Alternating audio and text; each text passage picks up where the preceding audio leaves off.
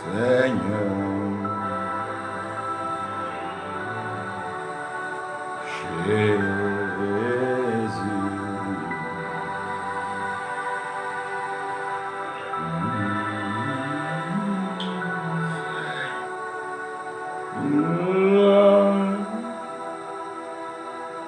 oh Lord God, worship you, Holy God, worship you, Holy God. We worship you, holy, holy God. You are the most high God. Holy, holy, holy, holy, holy,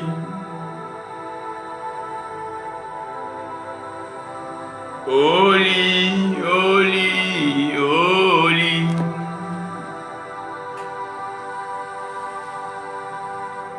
He is the Lord God most high, Lord God. We trust you, God. Ancients of days,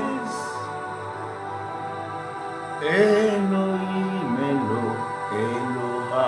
Elohim. Que le Seigneur donc nous bénisse tous. Nous bénissons donc le nom précieux, saint et glorieux de notre Dieu, notre Sauveur, Messie, médiateur, intercesseur, notre lumière, notre vie, Jésus-Christ. Celui-là qui a bien voulu se détacher, se découvrir et vivre au milieu de nous,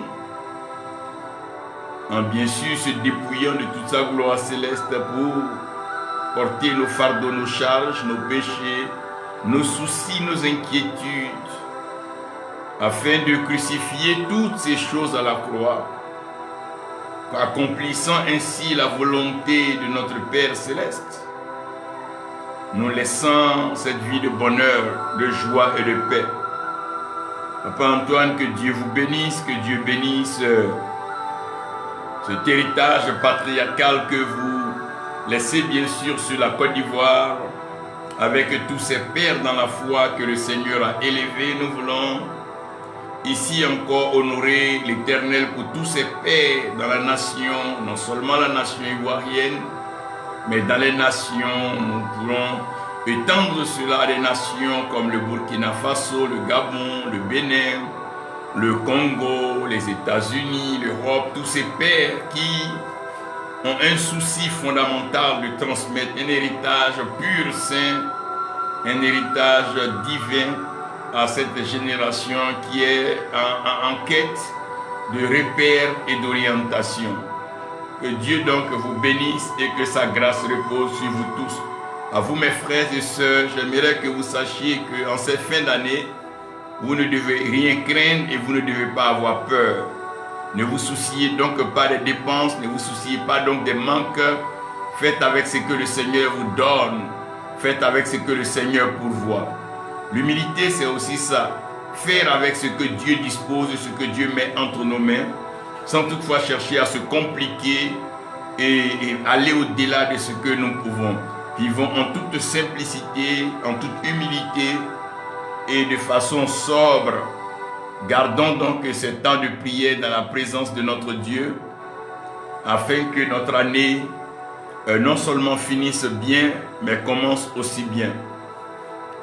Aujourd'hui, j'ai donc cette mission de vous parler d'un élément assez particulier, un élément assez spécial, de la vie de tout homme dont nous en parlons peu, nous utilisons à besoin, nous utilisons quand cela est nécessaire et nous en parlons. Nous parlons souvent de la chair, nous parlons souvent des œuvres de la chair, nous parlons même des hommes charnels et nous oublions très souvent de comprendre en profondeur ce que c'est que la chair. Vous savez, l'amour restaure l'âme en réduisant les effets de la chair. La chair a des effets, la chair a un impact sur l'âme. La chair est donc cette enveloppe-là, est donc cette matière qui permet à tout homme de pouvoir vivre sur la terre et de pouvoir accomplir la mission que le Seigneur lui a donc accordée. De tous ces passages bibliques que j'aimerais vous donner, n'oubliez pas que lorsque l'amour restaure l'âme, l'amour réduit, sinon détruit les effets de la chair. Vous allez remarquer que dans Genèse 7, l'Éternel va parler donc à Noé et demander à Noé de faire entrer dans l'âge toutes les chairs en qui il y a encore la vie. Donc, il y a des chairs qui sont vivantes et il y a des chairs qui sont mortes. Vous allez alors regarder dans 1 Corinthiens, la Bible nous dira que la chair et le sang n'hériteront pas, sinon n'héritent pas du royaume des cieux. Dans Jean 3,6, la Bible nous expliquera que ce qui est né de la chair est chair. Ce qui est né de la chair est chair. Mais dans Jean 1, verset 13, Jean 1, verset 13-14, j'aimerais ici vous expliquer une chose. La Bible dit que l'homme dont nous parlons, vous et moi, l'homme n'est pas né de la volonté de la chair. Comprenez ici que cette parole est forte. Quand on parle de la volonté de la chair, quand on parle de la chair, de quoi sommes-nous vraiment en train de parler? Et beaucoup de chrétiens aujourd'hui ne sont pas efficaces parce qu'ils n'arrivent pas à faire taire la chair. Parce qu'ils n'arrivent pas à crucifier la chair. Ils n'arrivent pas à anéantir les effets de la chair. Ils n'arrivent pas à se détacher du monde charnel, des désirs de la chair. Et ceci est un problème. Celui qui refuse de crucifier la chair par ses désirs et ses passions, finiront par donc crucifier cette personne. Voilà pourquoi un homme spirituel est un homme qui doit être capable de crucifier sa chair. Et la crucifixion de la chair est une mission réservée à quiconque veut grandir dans l'esprit, quiconque veut connaître des exploits dans le monde spirituel, quiconque veut vivre heureux dans le monde de l'esprit, doit pouvoir crucifier la chair. Je veux vous parler ici maintenant même des généralités spirituelles. Les généralités spirituelles nous font comprendre qu'il y a le monde spirituel. Bien-aimés, quand on parle du monde spirituel, comprenez que dans le monde spirituel, il y a deux compartiments. Et ces deux compartiments constituent le monde spirituel.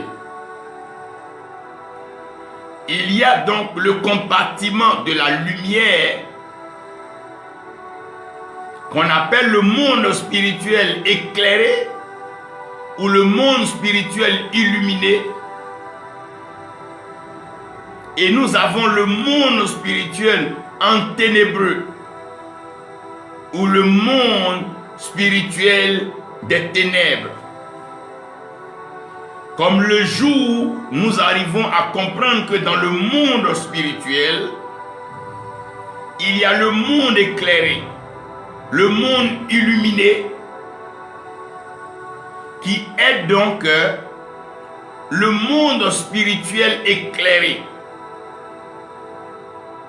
Et nous avons un autre monde spirituel qui, lui, n'est point éclairé, il est ténébreux, il est noir. Donc, ce monde spirituel ténébreux, c'est lui qu'on appelle la nuit ou les ténèbres. Et le monde spirituel éclairé, c'est celui-là qu'on appelle le monde des lumières, le monde lumineux. Et vous devez savoir qu'aussi bien le monde éclairé comme le monde des ténèbres, tous ces différents mondes spirituels sont sous le contrôle du Créateur, de l'Éternel, de notre Père, notre Dieu. Et donc pour présider dans ces mondes-là, l'Éternel Dieu va placer les luminaires dans les cieux. Là nous sommes dans Genèse 1.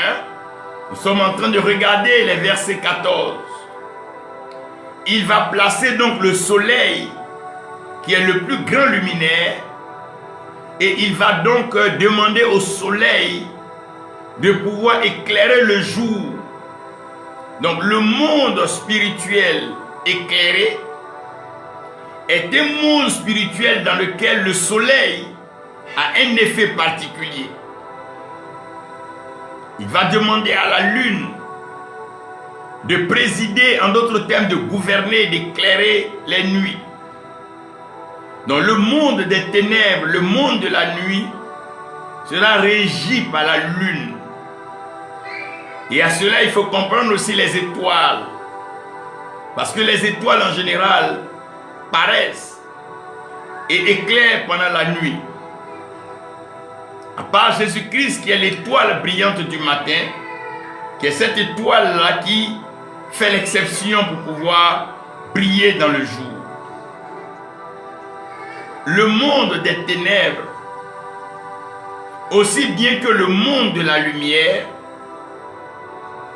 sont donc deux mondes, mais qui représentent le monde spirituel dans sa généralité et qui ont donc un effet sur l'âme. Voilà pourquoi vous allez voir que des hommes sont éclairés et d'autres sont aveuglés, sinon enténébreux. Et donc le monde spirituel est donc le monde dans lequel vivent l'esprit et les esprits. Et comprenez ici que c'est un monde invisible. C'est un monde où il n'y a pas de matière. C'est un monde où il n'y a pas de matériel. C'est un monde d'esprit. Un monde de parole. Voilà pourquoi est-ce que les esprits procèdent par la parole pour bénir, pour maudire, pour conjurer un sort, pour émettre un vœu ou faire une proclamation. Cela se fait par la parole. Donc de la même façon que vous avez le monde spirituel, nous avons ce qu'on appelle le monde matériel ou le monde physique qui est aussi le monde charnel. Donc aussi bien que vous avez le monde spirituel, vous avez le monde matériel et le monde charnel, c'est-à-dire le monde tangible, le monde que nous pouvons toucher, le monde que nous pouvons voir avec nos yeux physiques, le monde que nous pouvons entendre avec nos oreilles. Et dans ce monde matériel, dans ce monde charnel, ce monde de corps, il y a donc deux grandes familles. Il y a les enfants de Dieu, qui constituent donc la famille de Dieu. Il y a aussi les enfants du diable, qui constituent donc la famille du diable. Et vous allez voir ici que les enfants de Dieu vont aspirer, apprécier, célébrer, honorer la lumière, parce qu'ils sont enfants de lumière. Leur Dieu, donc notre Dieu, est le Père des lumières. De l'autre côté, les enfants des ténèbres, les enfants du diable, vont donc apprécier, adorer la nuit, le temps des ténèbres. Voilà comment les mondes sont répartis. Et voilà comment les lignées et les familles sont. Donc les enfants de la lumière sont les enfants de Dieu. Et ceux-là, ils comprennent que la vie est attachée à la lumière divine. Les enfants du diable, qui sont donc égarés, se retrouvent dans les ténèbres. Et c'est ceux-là qui sont les ouvriers des ténèbres. C'est très important de comprendre cela ici même. Les enfants de la lumière sont des enfants qui marchent avec l'obéissance à la voix de Dieu, l'obéissance à la parole de Dieu. Et les enfants des ténèbres, c'est ceux-là qui marchent dans la désobéissance de la parole de Dieu, tout en suivant leur maître, qui est donc Satan. Si vous comprenez ceci, vous devez regarder donc que quand on parle du salut, au fait, c'est quoi? Le salut, c'est quand l'Éternel fait sortir quelqu'un du monde des ténèbres, de la famille ténébreuse, pour l'emmener donc à l'admirable lumière de son Fils Jésus-Christ. C'est ça le salut. Et l'égarement, c'est quand quelqu'un sort des ténèbres pour aller donc s'enfoncer dans le monde des ténèbres. Lorsque quelqu'un sort de la lumière et qu'il entre dans le monde des ténèbres, ici nous parlons d'égarement, nous parlons de perte. Et c'est donc dans ce monde des ténèbres-là que l'Éternel va alors définir, établir et sceller le sort de tous ceux qui sont rejetés, qu'on va appeler l'enfer. Et ce royaume lumineux, ce royaume éclairé, ce royaume de lumière, qui sera donc appelé le royaume des cieux, le royaume de Dieu, c'est de ce royaume-là que l'Apocalypse parle, disant que nous n'aurons plus besoin de la lumière du soleil, ni celle de la lune. Parce qu'on ne verra ni jour ni nuit. On n'entendra plus pleurer et on n'entendra même plus parler de cris de détresse et de souffrance. Parce que la mort serait déjà passée. Et la lumière, la gloire de notre Dieu va illuminer toute la cité. Ça, c'est le royaume des cieux. C'est ce royaume-là qui est le royaume de Dieu, qu'on peut appeler ici le paradis de Dieu. Et maintenant, je vous ramène à quelque chose de fondamental. Nous sommes sur la terre. Nous sommes sur la terre et nous vivons sur la terre. Il est important pour tout serviteur de Dieu, pour tout enfant de Dieu, pour tout prédicateur et prophète de savoir que nous sommes sur la terre des hommes. Bien que nous appartenions au royaume céleste, au royaume de la lumière, nous sommes sur la terre. Nous sommes sur la terre et tout simplement parce que la chair est un élément essentiel pour la légalité sur la terre. Pour être sur la terre, il faut avoir un corps. Il faut avoir donc une chair. Voilà pourquoi dans Genèse 1, Genèse 2, l'Éternel Dieu va former l'homme de la poussière de la terre pour lui donner un corps, pour lui donner une chair. Et c'est cette chair-là, quand il va constituer, il va souffler dans les narines et l'homme va devenir une âme vivante. Il va procéder à la même chose.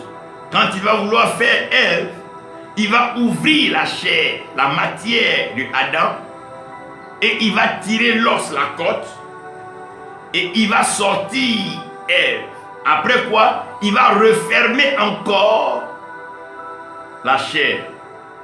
Donc la chair couvre, cache, renferme des valeurs et des trésors en son sein. Voilà pourquoi vous allez comprendre qu'aucun esprit ne peut être légal. Aucun esprit ne peut vivre sur la terre des hommes sans forcément se prendre un corps, sans emprunter un corps, sans marcher dans un corps. Sinon, il devient invisible. On ne le voit pas. Donc les esprits ont besoin de corps. Les esprits ont besoin de chair. C'est ici alors qu'on va parler de la possession. Quand on parle de la possession, c'est un corps qui est possédé par un esprit. Et cet esprit-là peut être du monde des ténèbres comme du monde de la lumière. Et celui qui est conduit par le Saint-Esprit, il ne marche pas dans les ténèbres parce que c'est un fils de lumière. Mais celui qui est conduit, donc possédé par un esprit démoniaque, un esprit satanique, un esprit diabolique, lui, il marche dans les ténèbres. Il ne voit même pas la lumière. Et sur la terre, vous devez savoir que tout ce qui naît de la chair est chair. Ça veut dire quoi? Quand un homme charnel se met avec une femme charnelle et qu'il faut un enfant, cet enfant, il est chair. Tout ce qui est conçu dans la chair est charnel. Tout ce qui est pensé dans la chair est charnel. Tout projet, toute idée, si elle naît de la chair, retenez qu'elle est charnelle. Donc faites attention en ce qui est charnel et ce qui est spirituel. La chair reste la chair. La chair ne deviendra jamais esprit. La chair est chair.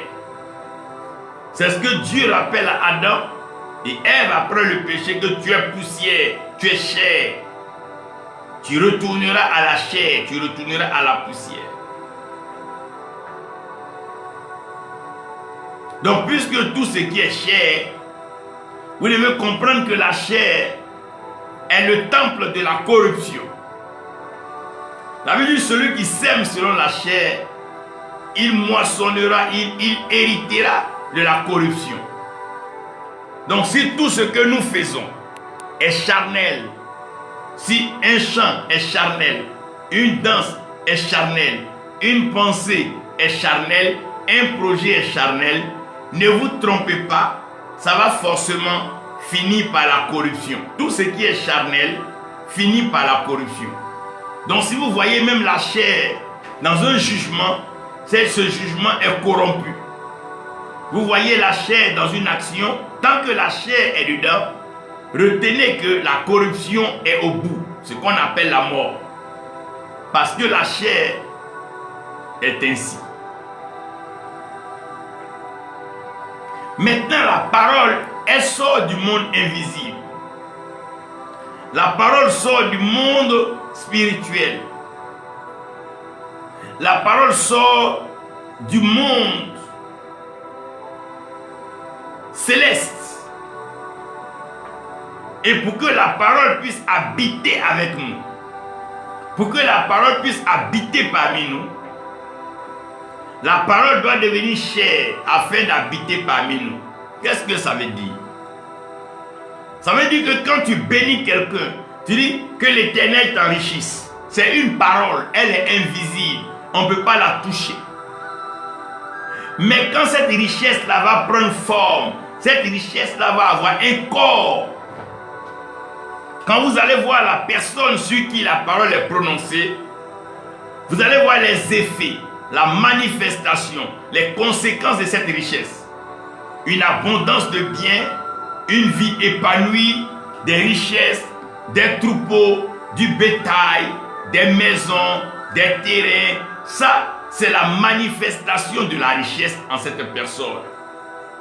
Et la manifestation de la richesse peut laisser des valeurs nobles à l'âme de la personne.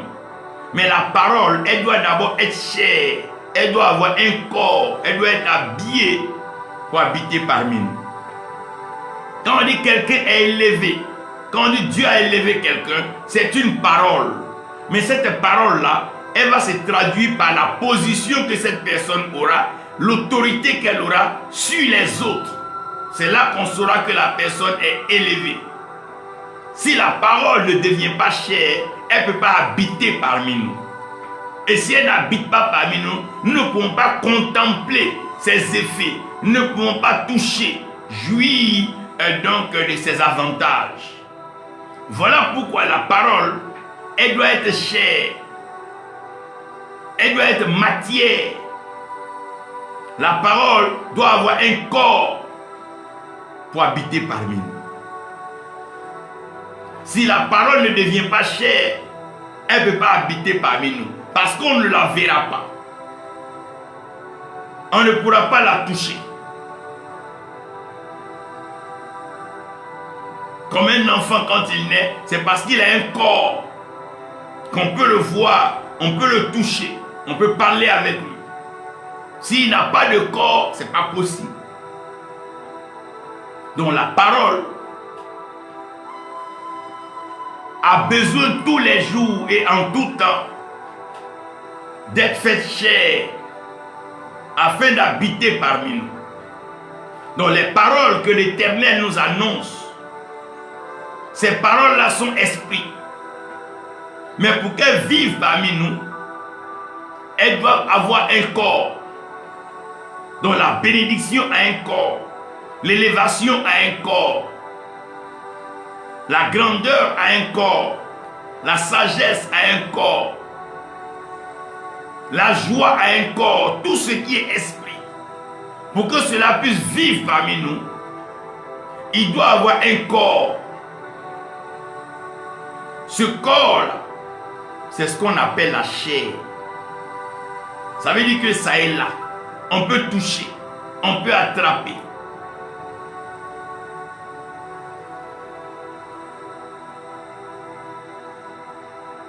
Si la parole ne devient pas chère, elle ne peut pas vivre parmi nous.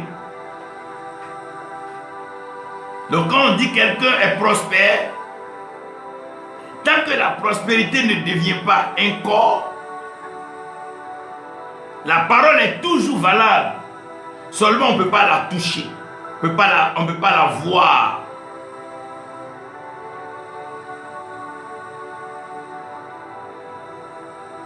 Ça, c'est ce qui est lié à la terre. Donc toutes les paroles qui viennent sur la terre doivent donc être revêtues d'un corps, d'une chair.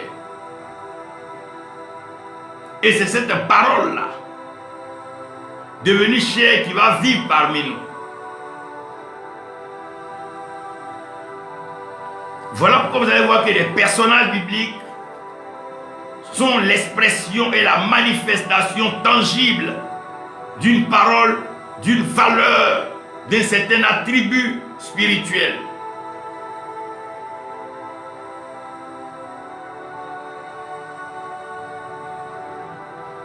Parler donc du mystère du ciel vient à expliquer mieux le mystère de la terre. Comprenez qu'il y a des choses qui sont terrestres.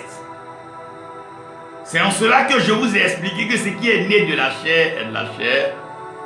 Parce que la chair et le sang, ils ne peuvent pas hériter du royaume des cieux. Donc tout ce qui devient chair a pour destination la terre. Donc quand une bénédiction devient chère, elle ne peut être utile et serviable que sur la terre. Parce que ce qui est matière, ce qui est cher, n'est utilisable que sur la terre. C'est pour ça que tous ceux qui meurent n'ont pas besoin de leur argent, leur compte bancaire, ni leur voiture, ni leur maison au ciel. Parce que tout ce qui est matière, tout ce qui est cher, reste sur la terre. Ça ne va pas au ciel. Même si on t'enterre avec l'or, le diamant, le pétrole, même si on met ça dans ta bouche, peu importe là où on va mettre, ça ne peut pas aller au ciel. Parce que la chair et le sang ne peuvent pas hériter du royaume des cieux. Et comme la chair et le sang ne peuvent pas hériter du royaume des cieux, il est mieux pour tout être humain de s'aimer selon l'esprit. Parce que celui qui sème selon la chair, il ne peut que moissonner la corruption sur la terre. Mais celui qui sème selon l'esprit, puisque l'esprit est céleste, lui il héritera de la vie éternelle. C'est-à-dire qu'il va vivre dans l'abondance de cela. Donc comprenez que la chair et le sang n'héritent pas du royaume des cieux. Mais l'Éternel a fait quoi? Il a immolé l'agneau, il a fait couler le sang de l'agneau avant la fondation du monde. Donc dans le monde spirituel, dans le monde, le sang a une valeur. Mais ce sang n'hérite pas, il n'entre pas au ciel. Il facilite l'entrée, il permet l'entrée. Parce que l'âme vit dans le sang. Mais l'âme, ce n'est pas le sang. L'âme vit dans le sang. Donc ne confondez pas l'âme avec le sang. L'âme vit dans le sang. Mais l'âme n'est pas le sang. Et le sang n'est pas l'âme. Donc la chair n'a aucun accès dans le monde spirituel. Non. Mais le sang a une voix. Le sang a une voix. Le sang parle. Et ce que le sang dit a accès au monde spirituel. Voilà pourquoi Dieu peut dire, il entend le cri du sang d'Abel. Pas la chair d'Abel, mais le cri du sang d'Abel. La chair n'a pas accès, non, au monde spirituel. Voilà pourquoi un homme charnel ne peut pas servir Dieu. Un homme qui a des réflexions charnelles ne peut pas servir Dieu. Un homme qui est plein de chair ne peut pas monter sur la chair sacrée de l'Éternel, non. La chair a une autre chose. La chair a une autre mission. L'esprit est céleste. Donc quand vous entendez esprit, pensez directement au ciel. L'esprit est céleste. L'esprit vit dans le ciel. L'esprit comprend le ciel. L'esprit sonde les profondeurs des cieux. Parce que Dieu est esprit. Donc comme ce qui est né de la chair est chair, ce qui est né de l'esprit est esprit. Et ce qui est né de l'esprit comprend l'esprit. Mais la chair ne peut pas comprendre l'esprit. Un peu comme la lumière qui luit dans les ténèbres et que les ténèbres n'arrivent pas à comprendre. C'est la même chose. La chair ne peut pas comprendre l'esprit. Donc quand un homme spirituel parle, quand un homme spirituel juge une action, celui qui est charnel ne peut pas comprendre. Celui qui est charnel ne peut même pas accepter. Parce que pour lui, ça n'a aucun sens. Aucun homme charnel ne va s'asseoir et regarder Salomon prendre une épée pour couper un enfant en deux. Mais l'esprit comprend que l'épée de la parole, l'épée de l'esprit, c'est la parole. Donc le monde spirituel a son vocabulaire. Le monde spirituel a son approche. Le monde spirituel a son raisonnement. Le monde spirituel a son fondement. Et comprenez que le monde spirituel est fondé sur la parole. Voilà pourquoi David dit, ô Dieu éternel pour toujours, ta parole est établie dans les cieux. Donc le monde spirituel est un monde qui vit sur la parole. Voilà pourquoi au commencement était la parole. Et la parole là était avec Dieu. Et cette parole était Dieu, parce que Dieu est esprit. Donc la parole est esprit. Et la parole est Dieu. Quand Jésus dit que la parole que lui l'annonce est esprit et vie, il veut dire en annonçant la parole, il annonce Dieu le Père et il transmet sa vie Zoé en nous. Ça, ce sont les généralités du ciel. Le ciel est purement esprit. Donc, on ne peut pas aller dans le ciel avec la chair, avec le sang, non. On ne peut pas avoir accès au ciel avec une pensée charnelle, non. On ne peut pas avoir accès au ciel avec un raisonnement charnel. On ne peut pas calculer. On ne peut pas dénombrer les choses de l'esprit. Non. Ce n'est pas possible. Voilà pourquoi est-ce que les hommes charnels, en général, combattent toujours les hommes de l'esprit. Parce qu'ils ne comprennent pas. Ils ne comprennent pas. C'est deux mondes opposés. C'est deux mondes qui n'ont pas le même fonctionnement. C'est deux mondes qui n'ont même pas les mêmes approches. L'un est terrestre et l'autre est céleste. Le monde spirituel est différent du monde matériel. Mais ici, bien-aimés,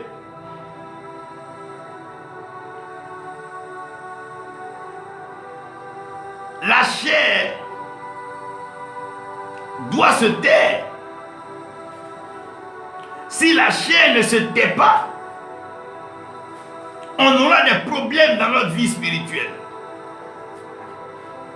Ce qui fatigue aujourd'hui nos veillées de prière, nos moments de prière, nos activités, c'est que la chair parle plus que tout. Normalement, le subalterne se met en garde à vous ou il se met au silence devant le supérieur. Quand le ciel parle, la terre doit se taire. Quand le ciel exprime, la terre doit rester silencieuse. Quand le ciel annonce, la terre doit rester à l'écoute. Quand le ciel se déploie, la terre doit servir de support. Voilà pourquoi la terre est son marchepied. Lorsque le ciel se déplace, la terre se déroule comme un tapis. Lorsque le ciel agit, la terre doit participer. Lorsque le ciel s'élève, la terre doit se soumettre. Lorsque le ciel approche, la terre doit donc rehausser les vallées. Quand le ciel étend sa main dans la terre doit s'ouvrir pour donner la moisson. Voilà pourquoi est-ce que la science nous parle un peu de cet événement merveilleux qui est le cycle de la pluie. La terre donc qui a surchauffé les eaux qui font monter la vapeur comme à la création, où il y avait une vapeur qui s'élevait de la terre pour arroser le jardin, qui va former donc un nuage dans les cieux. Par condensation, ce nuage va devenir un bloc homogène. Et le vent va souffler pour déplacer le nuage au lieu de la pluie. Et avec les courants d'air chaud, les nuages vont fondre pour faire descendre la pluie. La terre, elle doit se taire. Regardez quand il pleut. La terre ne fait que subir. La terre ne fait que recevoir. La terre est inondée par la pluie. La terre ne se rebelle pas contre la pluie. La terre ne combat pas la pluie. La terre ne s'oppose pas à la pluie. La terre se soumet à la pluie. Elle est mouillée, elle est trempée, elle est inondée. Et même l'eau ruisselle. Et dans le ruissellement, la terre se laisse fissurer par l'eau dont on parle de l'érosion des sols. Parce que ce qui vient d'en haut est suprême. Ce qui vient d'en haut descend sur ce qui est sur la terre. La terre, elle doit comprendre que le ciel bénit. C'est le ciel qui bénit. C'est le ciel qui gouverne. C'est le ciel qui contrôle. C'est le ciel qui dispose l'opération. C'est le ciel. La chair doit apprendre à se taire. Bien-aimés, si nous ne crucifions pas la chair, nous n'aurons pas un accès au monde spirituel. Aujourd'hui, la chair a voilé plusieurs. La chair a détruit plusieurs. Si vous refusez de crucifier la chair finira par vous crucifier. Elle finira par vous détruire. Elle finira par faire avorter les plans, les projets que le ciel a pour vous. La chair a besoin d'être crucifiée. La chair doit se taire. Ce qui fatigue aujourd'hui la vie, c'est la chair. J'ai vu la chair habillée, vêtue de blanc, dans une cérémonie de mariage. J'ai vu la chair qui a porté l'anneau de mariage, d'alliance. J'ai vu la chair vêtue de blanc.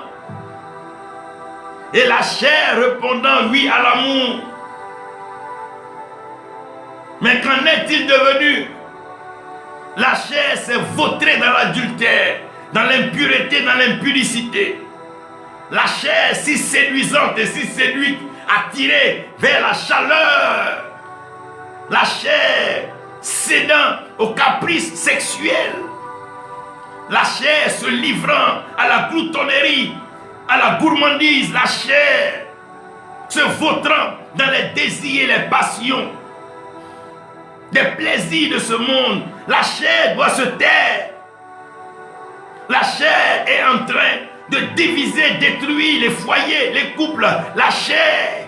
Arrêtez de me chercher le diable là où la chair est en train de tout gâter.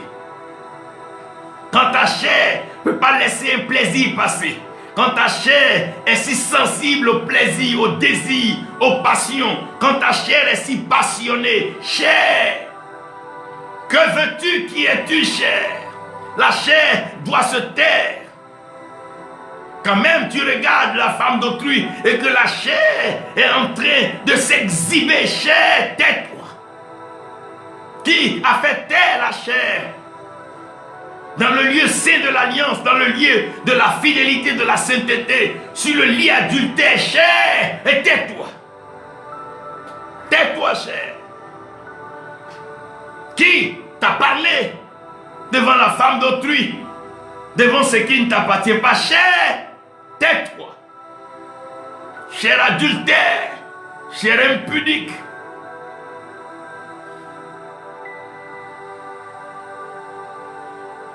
La chair. La chair. Bien-aimé, la chair doit se taire. J'ai vu la chair à des cérémonies en train de mélanger toutes sortes de nourriture sans régime particulier. Une chair qui mange tout est une chair lourde et une chair assoupie. Une chair désordonnée qui mange à toutes les tables est une chair envoûtée. Une chair qui mange à toutes les sauces. Une chair qui mange de toutes les viandes. Une chair sans discipline, sans régime est une chair destructrice. La chair devient l'ennemi ici de l'homme.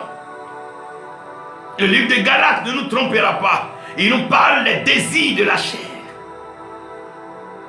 La chair a une collaboration étroite avec les ténèbres. Chair, faites taire la chair. J'ai vu un orateur inspiré, engagé dans un message de foi, un message de vie, un message d'élévation.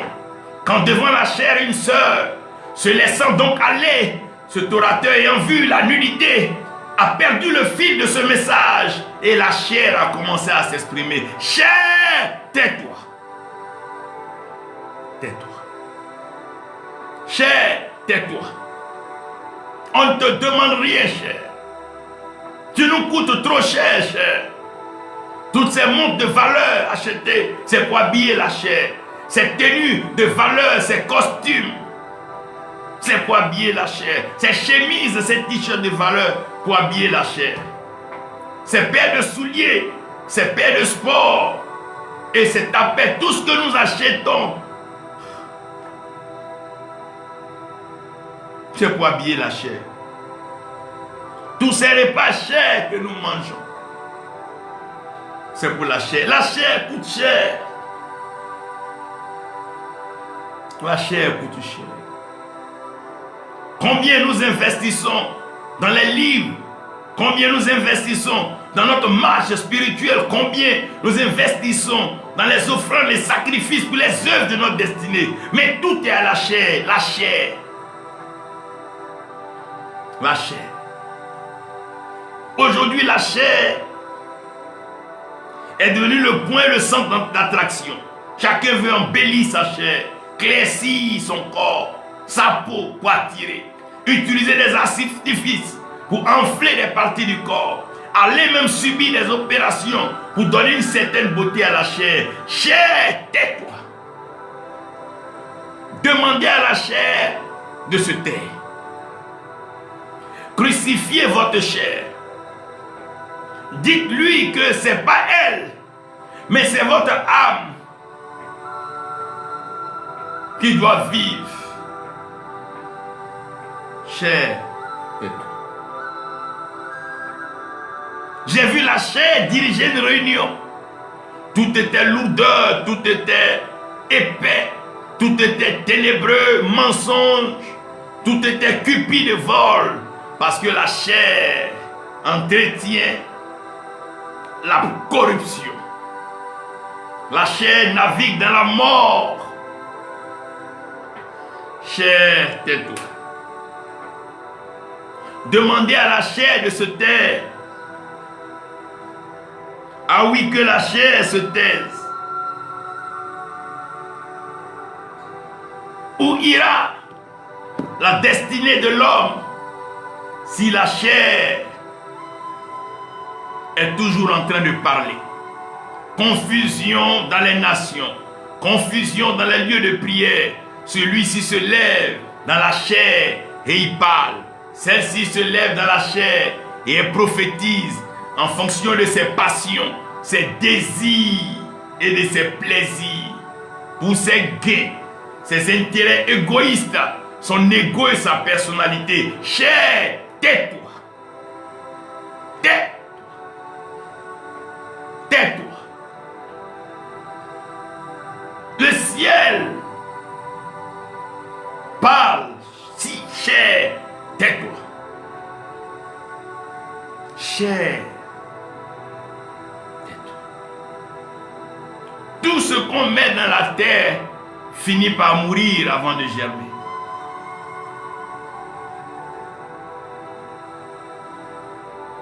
La chair a tué des destinées. La chair a étouffé des grandeurs. La chair a étouffé des longues vies. Les désirs de la chair sont contraires à ceux de l'esprit. Les envies, la convoitise, les orgies, toutes ces choses-là viennent de la chair. Vouloir être apprécié des hommes, être acclamé des hommes et des femmes, ce sont des œuvres de la chair. C'est la chair. Quand tu regardes même les jours de culte, tout est charnel, depuis la prière d'ouverture jusqu'à la prière de clôture. Tout est charnel. Mais il faut que la chair se taise. Il faut que la chair se taise. J'ai vu l'hypocrisie de la chair à des funérailles. Ou même les sorciers, ceux mêmes qui ont contribué, qui ont participé et qui ont orchestré la mort, en train de crier à gorge déployée, l'hypocrisie de la chair, la méchanceté de la chair, l'égoïsme de la chair. J'ai vu la chair empoisonner la chair, tout simplement parce que l'autre chair était gênante. La chair doit se taire.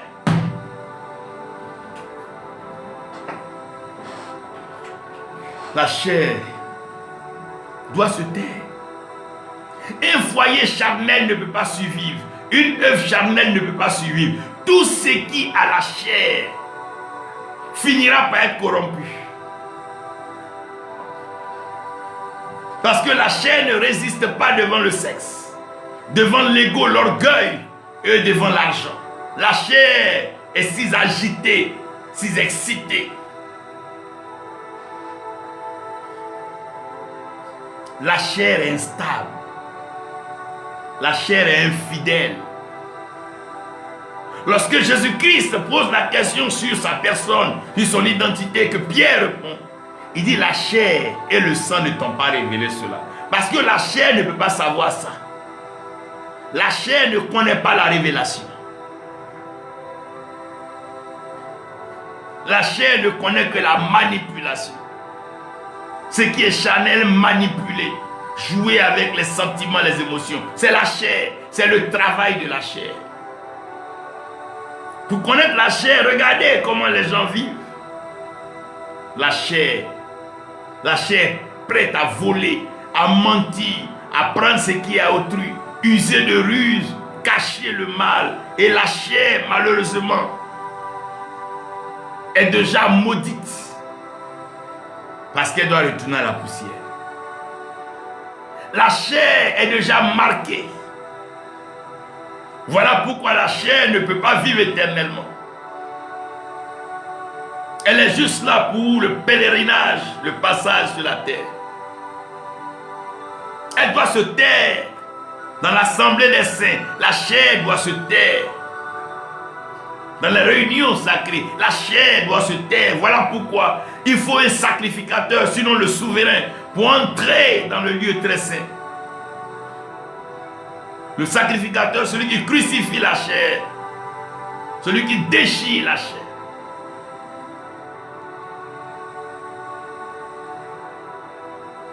Es-tu prêt à faire taire la chair?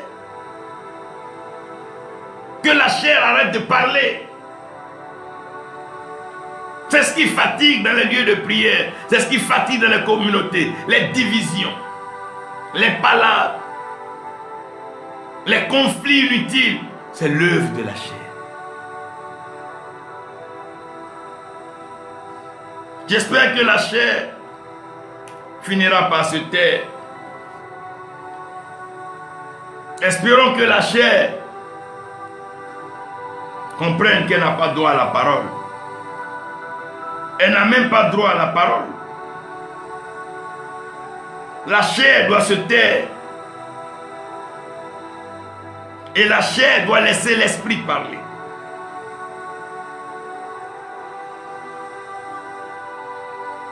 La chair doit se taire. Si la chair ne se tait pas,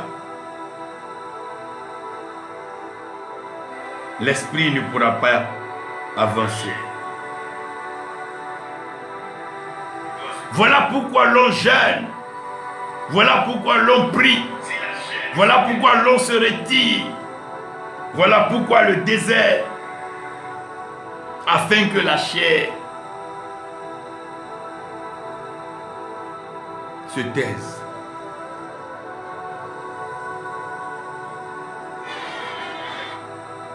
La chair doit se taire.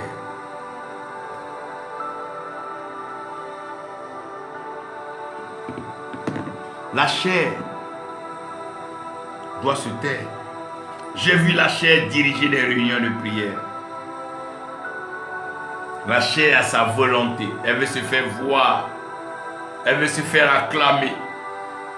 La chair veut sa gloire, sa célébrité, sa renommée. La chair a ses désirs. La chair a ses passions. La chair a ses plaisirs. Ce qu'on appelle les œuvres de la chair. Et tout ça s'oppose à l'esprit. Parce que la chair entraîne l'âme à la mort. La chair prend toujours le chemin de la perdition, le chemin de la mort.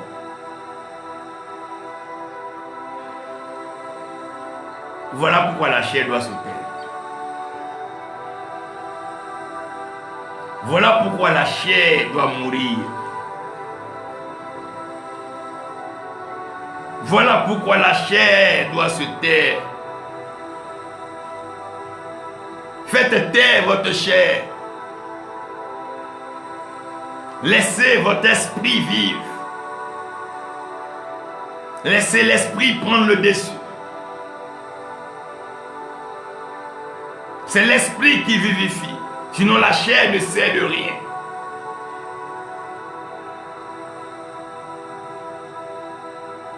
Crucifiez la chair.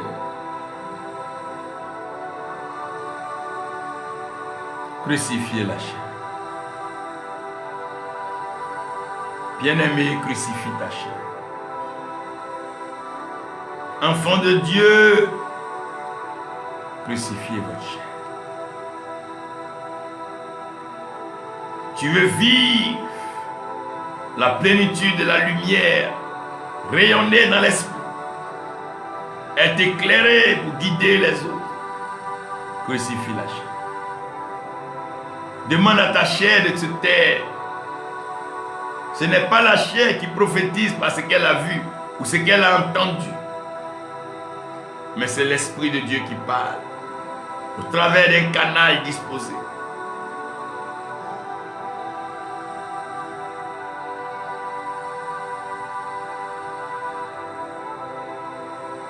Ô Père, vide-nous de la chair.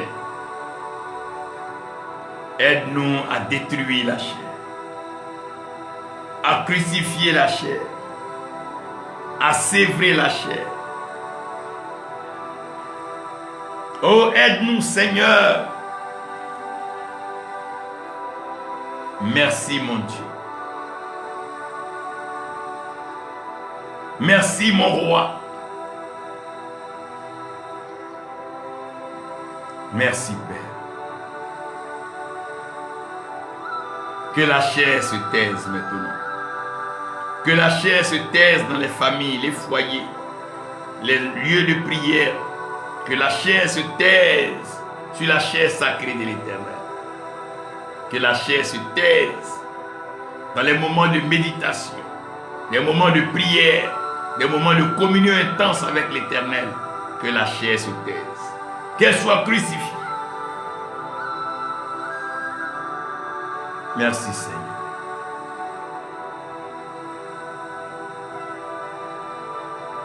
Merci Seigneur. La croix, c'est pour crucifier la chair. Thank you. Thank you.